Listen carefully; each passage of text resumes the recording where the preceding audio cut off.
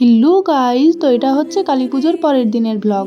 আর সেই দিন কিন্তু আমরা খাতড়া গিয়েছিলাম। তো এইটা হচ্ছে খাতড়া বাস স্ট্যান্ডের প্যান্ডেল। এই প্যান্ডেলটা দেখতে আমার বেশ ভালো লেগেছে। আর এখনকার তো অধিকাংশ প্যান্ডেলের থিম এই একটাই।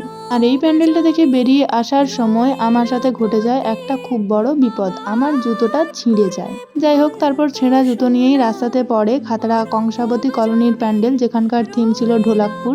এটিএম গ্রাউন্ডের সামনে পৌঁছে দেখি কালী মন্দিরের বিশাল বড় গেট করেছে আর সামনে আনন্দ মেলাও বসেছে। আর সেই দিন মানুষের ভিড়টা জাস্ট দেখতে পাচ্ছ। আর এইটা হচ্ছে খাতড়া মহাশ্মশান কালী মন্দির। সেই দিন এই কালী মন্দিরে ভিড়টা তোমরা দেখতে পাচ্ছ, মানে পিঁপড়ের মতো মানুষ পিলপিল করছে, এতটাই ভিড় হয়েছিল। কারণ সেই দিন ছিল কালী মন্দিরে বাজি ফাটানো। হ্যাঁ, তোমরা ঠিকই শুনছো, কালী পুজোর পরের দিন কালী মন্দিরে হয় বাজি ফাটানো, আর যেটা দেখতে অনেক মানুষ আসেন। তার সাথে আমাদের খাতড়ার দেবী কালীমা তো রয়েইছেন। যদিও গত 2 বছর এই বাজি ফাটানোটা বন্ধ ছিল, কিন্তু এই বছর আবার হয়েছে। তারপর আমার দেখা হয়ে গিয়েছিল মেঘাওদের সাথে। আমার মুখ দেখে তো বুঝতেই পারছো সেদিন আমার মনটা বেশ খারাপ ছিল পার্সোনাল কিছু রিজনের জন্য। যাই হোক, তোমরা সাবস্ক্রাইব করে দাও আমায় অন্তত।